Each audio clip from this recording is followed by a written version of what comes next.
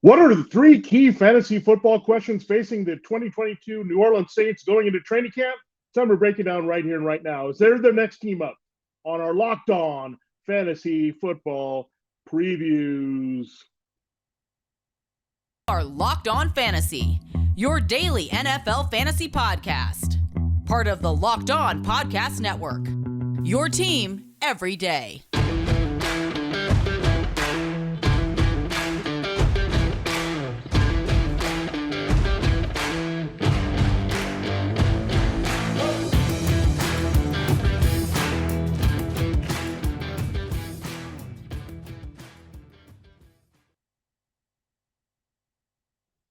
Greetings, everyone, and welcome to another edition of the Locked On Fantasy Football Podcast. As usual, I'm your host, Vinnie Iyer. When I'm not doing this, I'm writing about NFL and fantasy football for sportingnews.com.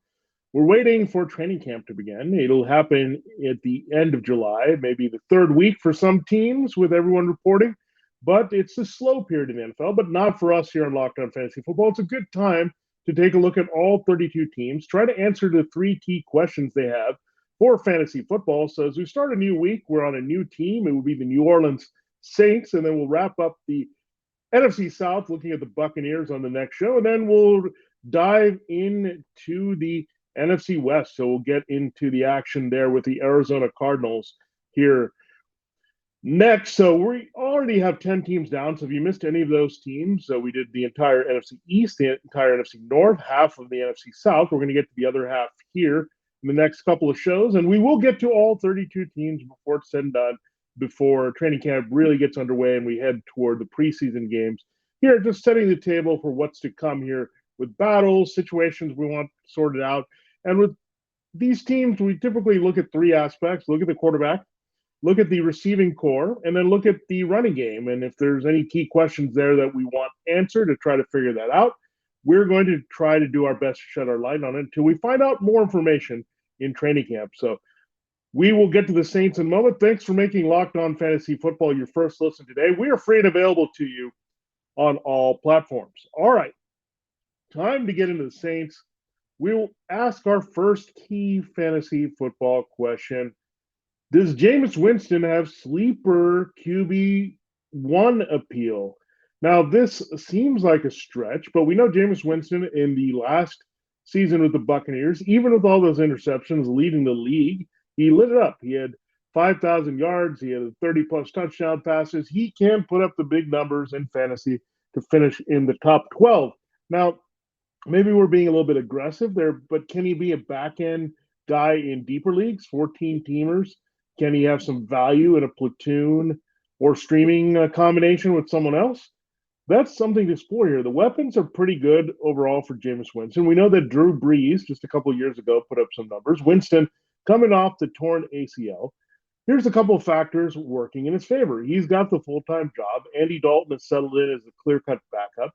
Taysom Hill, he's not going to have to worry about him wrinkling and getting some touches there. Hill will get his chances to run a little bit, but now he's considered the number 2 tight end of his team. So they've handed the keys here to Winston. There's no Trevor Siemian. They moved on from him. So Dalton's your new backup. Ian Book still developmental. We saw him against Miami in a start. It was pretty disastrous. So Ian Book is just a guy they're holding on to as number 3. Dalton is there. I think he's a little bit of a contingency should Winston need some time recovering from that knee injury, extra time, I should say, to get on the field. But Winston looks like he's throwing at full speed. So the job is fully his this season. Now, here's the problem with Winston. He's not going to give you much in the running game. He can run and score some touchdowns that way, but you can't count on it as a big part of his fantasy football scoring. The receiving core is pretty darn good, though. However you look at it, they want to be aggressive here with Pete Carmichael Jr. taking over the offense for good without the influence of Sean Payton as the head coach. So, again, they want to be aggressive, throw the ball downfield, use the running game to do that. The weapons have been upgraded as well considerably here from last year. You get Michael Thomas back here from his injury issues and the weird stuff going on with the team. Jarvis Landry comes in the mix.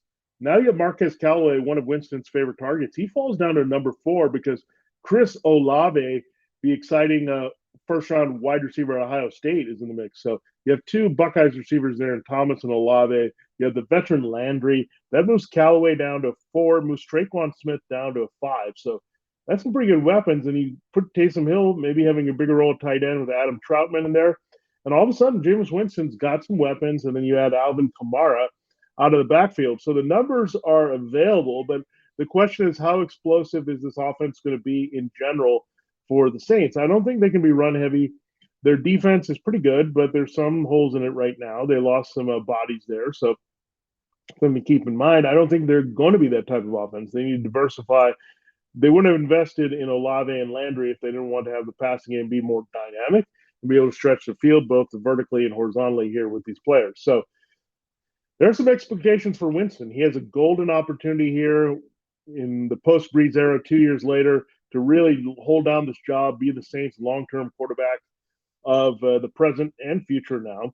So again, there's a lot in the balance here, but the weapons are good. The offensive line is pretty good as well. They did lose Taron Armstead left tackle, but Ryan Ramsey got a new bookend there in Trevor Penning. So they're still pretty intact up front. So all the support is there for Winston to put up numbers there. It's about being aggressive and being able to execute with what's there. So Winston, we're going to watch very carefully, but the situation is very fruitful if he can potentially be efficient in this game. And I think that helped. I think being in the Sean Payton offense for a couple of years has kind of pulled away his interceptions. I think he can be aggressive without having all those turnovers to cut into his point total. So it lines up pretty well for Winston. We're going to keep him on the radar. Are we going to say draft him in the top 12? No. But when you're looking for a backup with some upside, Winston would be that guy for that potential here in 2022. So Winston, again, you have to look at the weapons and where the production is going to come from on some of these quarterbacks. And he has better sources than a lot of guys out there and a clear-cut now starting job in 2022.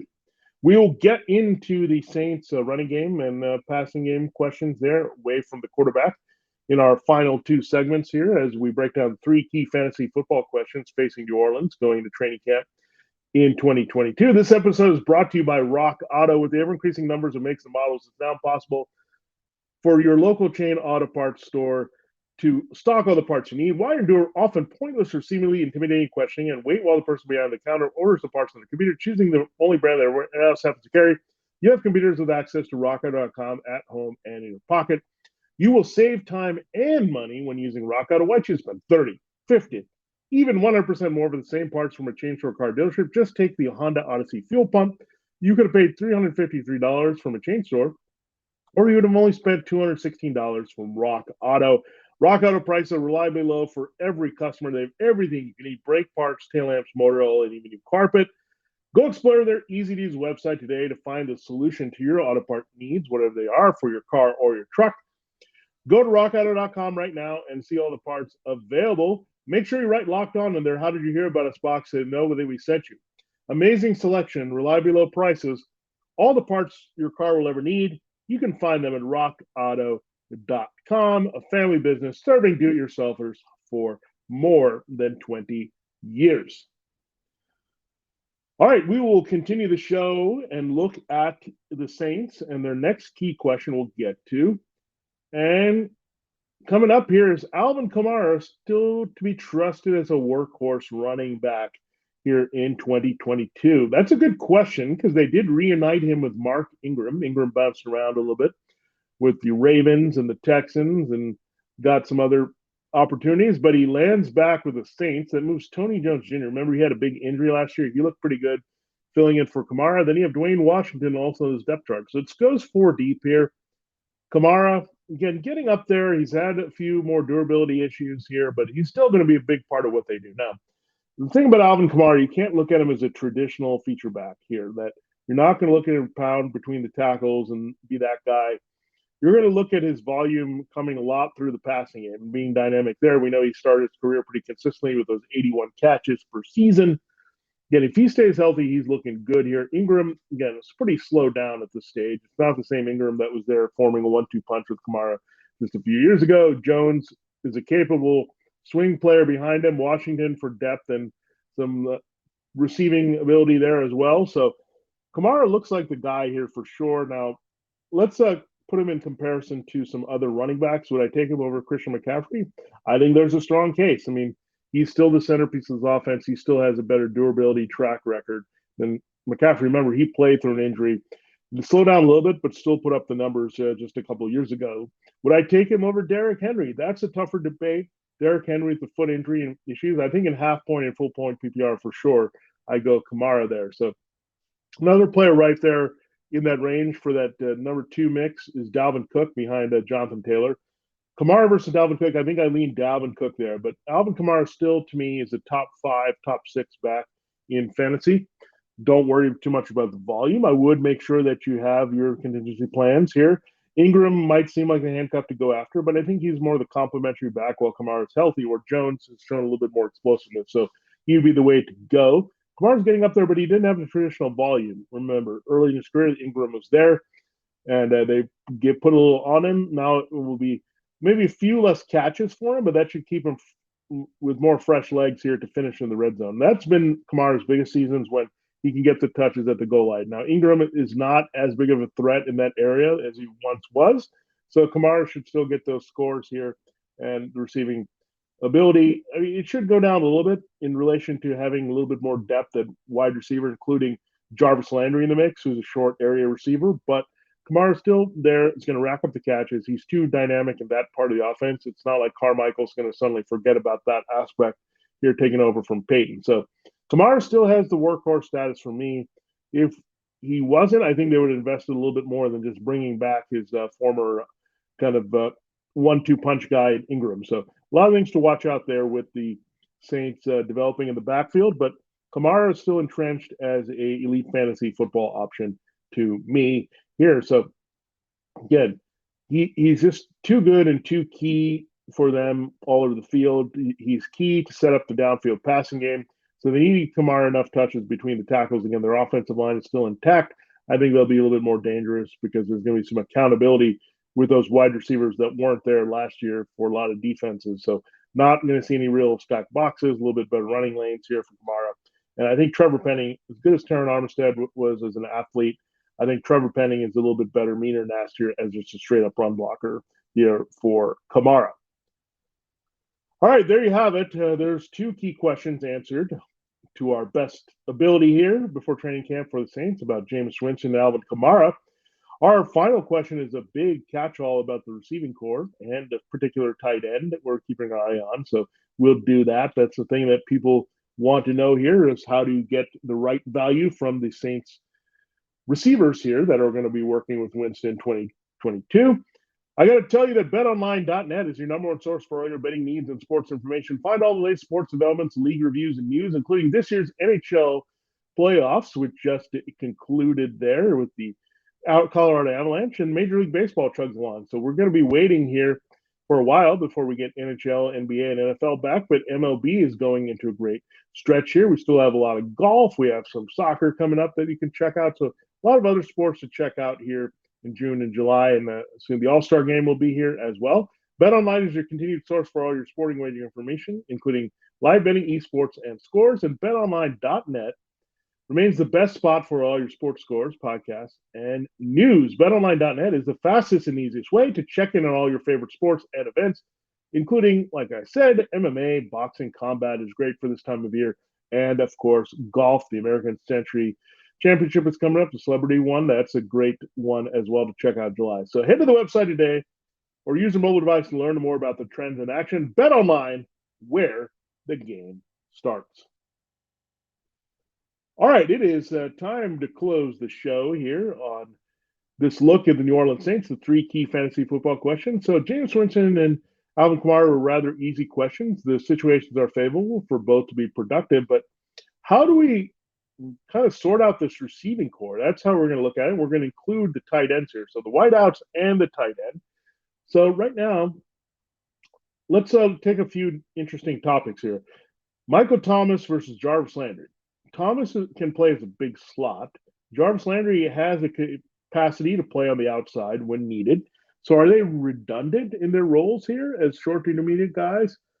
That's going to be interesting to see. Or do they use Thomas more to stretch the field a little bit, use Landry as the pure possession guy in the middle, and Thomas's size is deployed a little bit more outside, trying to complement Chris Olave, the rookie first-round pick. He can basically do everything. He is the profile of a number 1 with the speed, quickness, hands, big playability. So There could be a changing of the guard here where Olave steps up as the number one here. He's more in line with what the Saints want to do here downfield with Winston. Remember how Winston had a connection with Mike Evans and getting him downfield, and Chris Godwin in the slot. So Olave and Thomas might recreate that here. Olave not as big as Evans, but the targets will be there for Olave and Thomas. I think Landry will kind of be the limited guy working inside or outside, giving some versatility with Thomas. And I think that's the reason they signed him, because that inside-outside ability where Thomas can get into nice mismatches is a big slot, and Landry can be available there as a security blanket on shorter passes against lesser coverage. So I think that's why they want to do it, give themselves options beyond bringing Jarvis Landry back to Louisiana.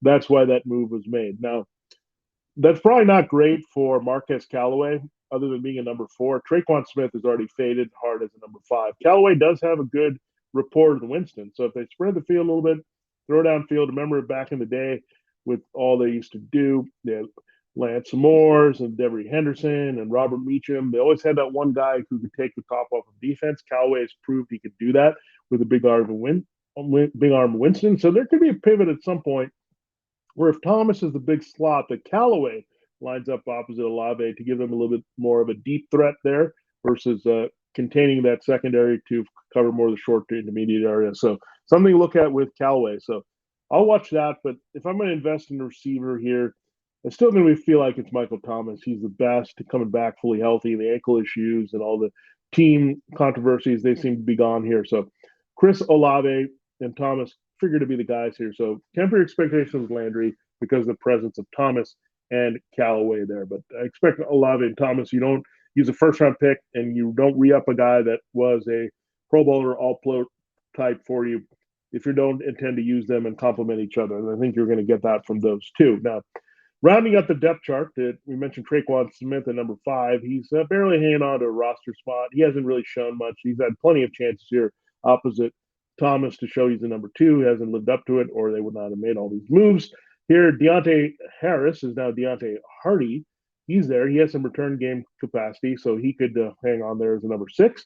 And you also have Kevin White. Yeah, remember him. He was a pick of the Bears. He could never stay healthy. He's still hanging on here. So not much to see there beyond Callaway in this offense. So that's what we're going to watch carefully, Callaway versus Landry. But I think Thomas and Olave, I don't start pretty high on looking at them as fantasy football assets. I start in the wide receiver 2 realm there and go up from there. I think Olave, just being a rookie, he's a wide receiver 3 more with upside. Then we look at the Saints tight end situation. Adam Troutman is still number 1, but Taysom Hill is your new number 2 tight end. That moves Nick Van Ness to 3 and Juwan Johnson, a bit of a wide receiver hybrid, to kind of the poor man's Marquez Colston. We saw him flash, remember, against the Packers last year in that big upset, and everyone was like, oh, we got to go get Juwan Johnson. And everyone realized his volume was pretty low. He scored as kind of a gimmick player on a couple plays from Winston, and then that was it for him. So, and Adam Troutman, this show included, we thought he was going to have a bigger role, but he just wasn't ready for it last year. And the Saints become a little bit more Hill-oriented with that wrinkle there. So now Taysom Hill is your number 2 to Adam Troutman.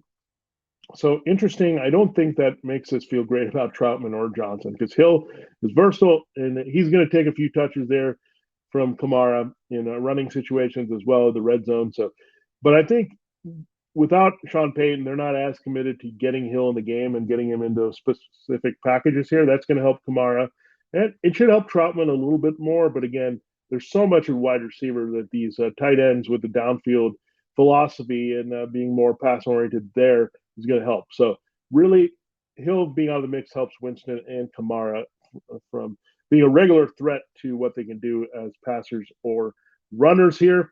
And Troutman, again, we're not going to go down that road again. I mean, if they were thrilled with Troutman, they would have worked him in more as a number 3 target and wouldn't have felt compelled to go after Landry as well to work the short to intermediate routes there with Winston. So that's how I feel about that. Juwan Johnson, just a guy we saw very limited that can catch a few passes, but there's not there. Nick Van Ness pretty much has been a blocker at Ohio State for the Seahawks, and this team, there's not a lot to see there. So Hill is a little bit intriguing, but again, don't be worried in fantasy football that he's going to cut in too much here. So reviewing the Saints' key questions, Jameis Winston, does he have QB1 potential, backdoor sleeper? Yes, he does. Does Alvin Kamara still have that elite RB1 status? Yes, he does. how do we think this receiving core pecking order will shape out? I think you have to look at Thomas and Olave first and pump the brakes on everyone else, wait and see approach there with the rest of the Saints pass game. And again, we're not going to factor in Taysom Hill too much into fantasy football here in 2022. So overall, I think this team can be rather productive. Carmichael knows this offense pretty well from his days with Peyton. He knows the strengths of these players by now. There's a lot of familiarity. Olave and Landry are the two newcomers, but these guys have been here for a while and done their thing. So again, I don't think they're going to shake and rock the boat too much here. They're going to add some different dimensions to this offense where Peyton may have reined it in a little bit. And we look at the stuff here with the Saints and what they can do. And I think it's going to be a very interesting offense in transition here. I think you're going to see a lot of the same concepts they had under Peyton, but turn them into their own here with Carmichael pushing the ball downfield a little bit more, using the big arm of Winston. Drew Brees had that big arm for a while. It kind of dwindled near the end of his career, so they had to make that pivot. And now they can feel confident about that. And that's ultimately why they wanted to go in the direction of Winston and have that big arm versus trying to work in Hill and his limitations there as a passer.